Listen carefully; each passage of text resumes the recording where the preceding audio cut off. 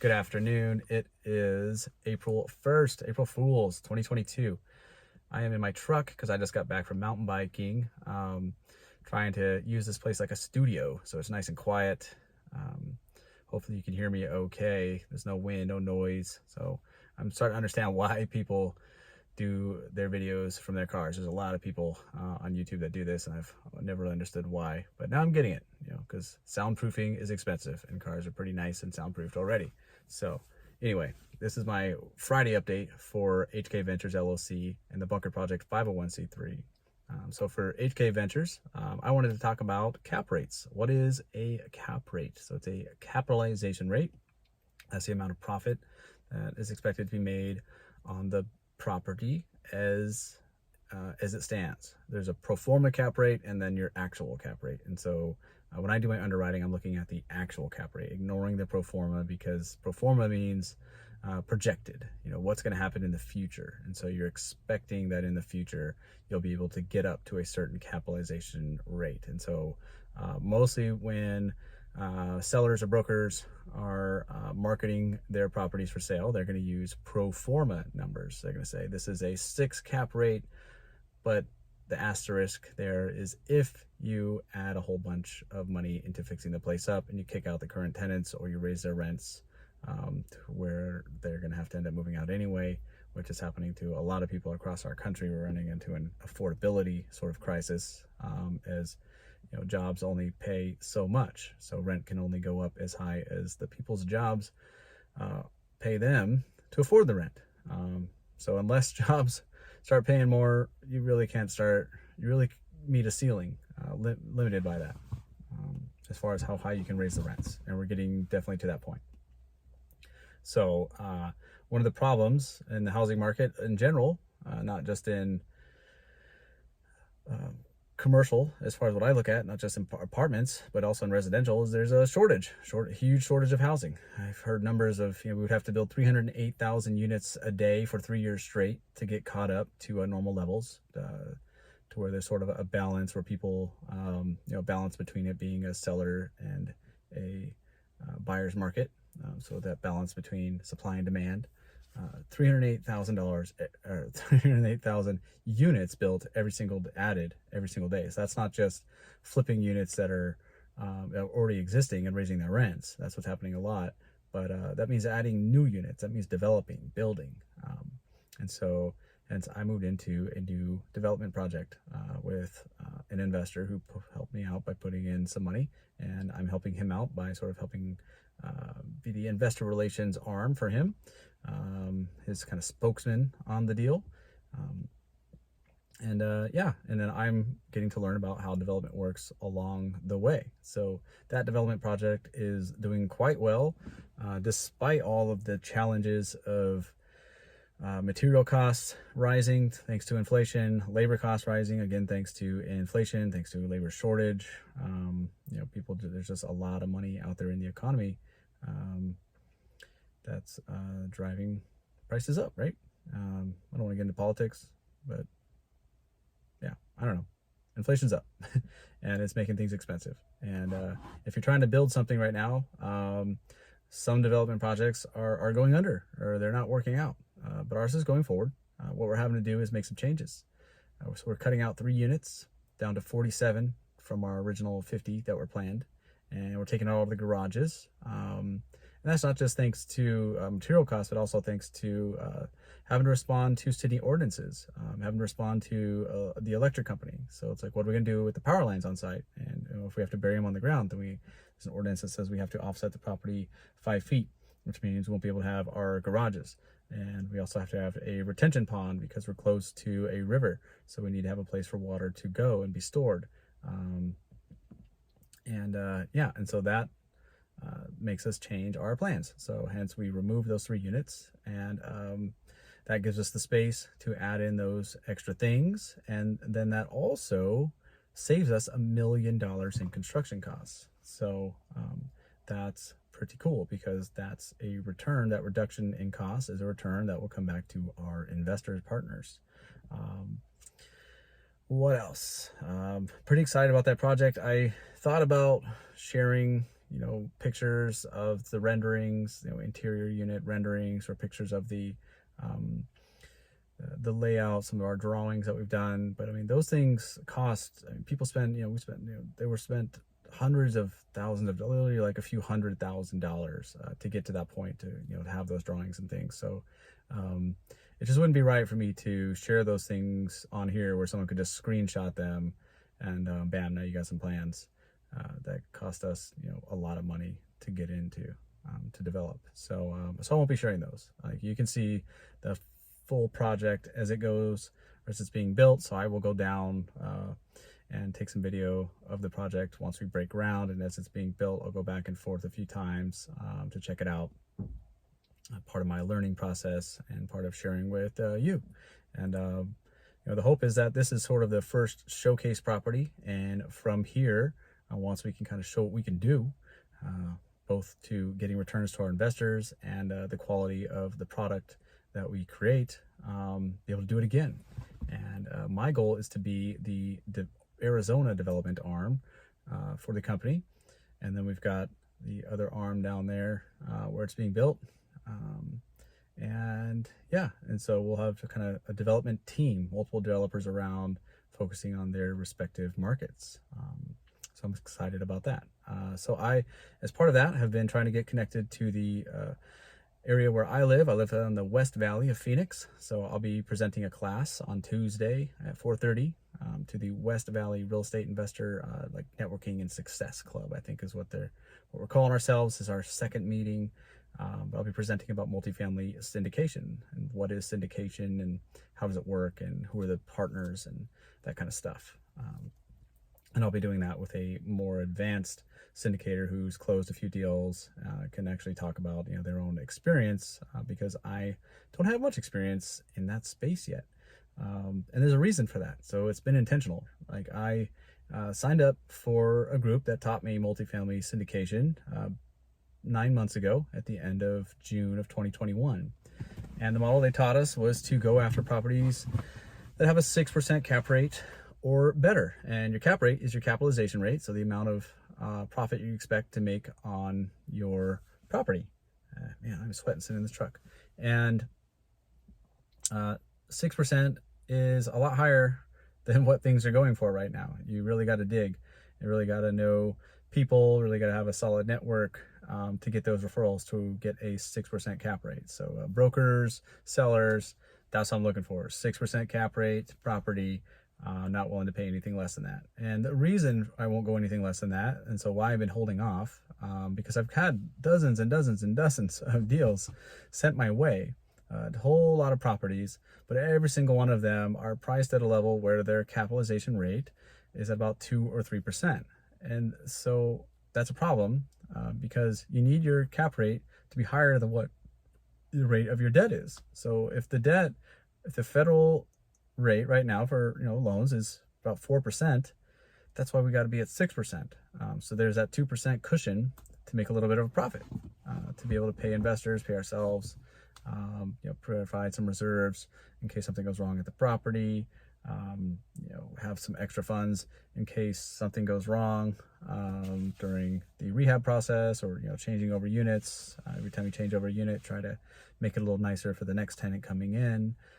But all that stuff costs money. And if you're buying things at a capitalization rate that's lower than what your debt rate is, there's no profit to be made. All your money's going to be going to your debt service, and you're going to be kind of upside down.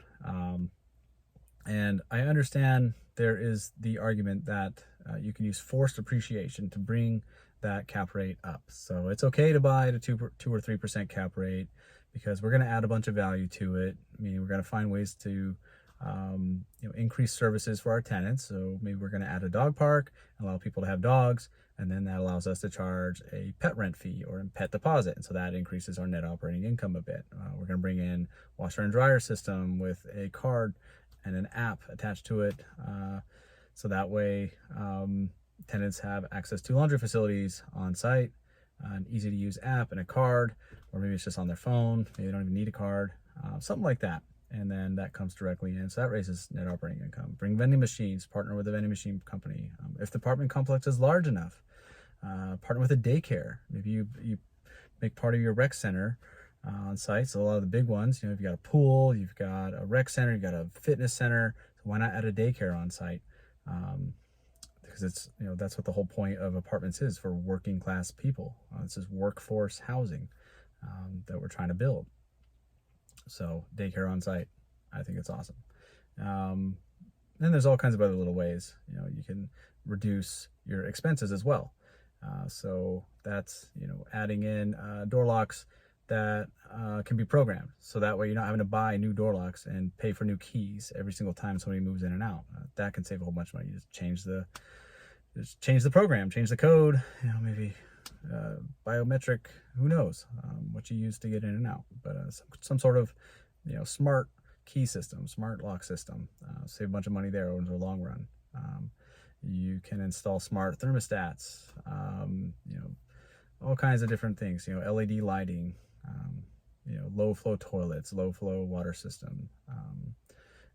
You can use non-potable water for the irrigation for your landscaping. You can do xeriscaping, so you can get rid of grass, as much as possible. Grass is, kind of a wasteful plant. Outdated, don't really need grass in a lot of places, so you can get rid of that, especially here in Phoenix. We can do xeriscaping, use some rock, a few cactus plants and whatever. Looks good. A lot cheaper than throwing down grass. So all those ways to add value. But the problem with that, to me though, is, well, what if the economy doesn't keep going up and up and up and up?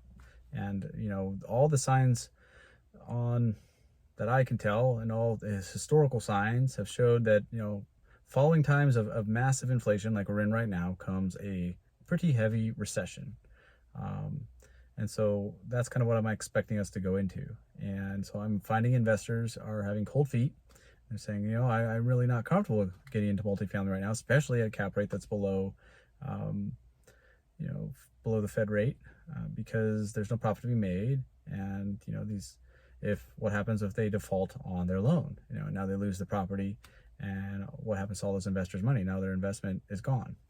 One of the advantages of being a limited partner is that your investment is limited to what you put in. So rather than you scaling up and you're buying, a $15-20 million property all on your own, so you've got, a $1.5 million down payment that you had to put in there, assuming you only put in 10% if you used a bridge loan, even higher than that, maybe $3-4 million that you got invested. Now you're limited to, maybe the $50,000 or $100,000, or if it was crowdfunded, that's one of my next stages I'd like to learn, is crowdfunding, which I think is going to require some SEC qualifications, which is fine. Then I'll understand all of the securities regulations. But crowdfunding is the way to go, because that way everybody can get involved. You can set your minimums, $100, $5,000. This is how a lot of the big people like Grant Cardone are able to garner so much investment dollars from a wide range of people, where anybody can kind of get in on the game, right? Now your McDonald's employee, your Walmart worker, all the way up to doctors and lawyers, anybody, other fellow investors, can get in through crowdfunding. So that's a pretty great way, I think. I'm not a big fan of the accredited investor kind of cutoff, saying you have to make $200,000 a year for 2 years consecutively, and then only then are you eligible for these awesome investment opportunities. I feel like that's just sort of an arbitrary way of creating a glass ceiling, keeping out the poor in a way, keeping workers working. And that's one of the big criticisms I've been taught in sociology. Learning critical sociology is part of my degree, even though I only went in there to focus on culture, military culture. But you have to learn other classes, and that was one of the things they taught us. And so I keep that in the back of my mind as I go into this investing side. Is there really a glass ceiling? Are there really limits that keep people where they're at? Or is this really just a reformulated version of feudalism, or is the American dream still alive? Does everybody have the ability, or at least have the opportunity, whether they have the ability or not, that's on them as an individual, but does everyone at least have the opportunity to climb the ladder, achieve the American dream, climb to the top 1%, if they're willing to work for it, that kind of stuff, willing to compete. So, and that competition creates, the highest GDP on the planet, one of the most prosperous countries on the planet. So, anyway, I'm pretty patriotic, I guess, as far as supporting capitalism and supporting our country and that kind of stuff. As a Marine, I fought for that and bled for that, and went to war for that. So, I want to believe in it. So it's kind of a social experiment in a way to test that. So that is why I have been staying away from those properties that are below 6% cap rates. And everything that's been sent my way lately is 2, 3, maybe a 4% cap rate if you're lucky, 5 if you're really lucky. And I just am not comfortable with that, so I've been avoiding them, and I've just been focusing on the new development and just sort of waiting for, as I anticipate, as the Fed rate continues to increase, which they've said they're going to do to help taper inflation. That'll make it harder for people to get loans, harder for people to justify loans, make it a little more expensive, and that should level the playing field out a bit to where sellers it'll become a little, there'll be a little bit more supply, so sellers won't be able to command such high prices, and then I'll be there. I'll be ready to go. So until then, just keep learning about development and focusing on that industry and just trying other things. So, but I'll keep hunting. Eventually a 6% cap rate or better property will pop up, and I'll be there. So, yeah. I don't know what else.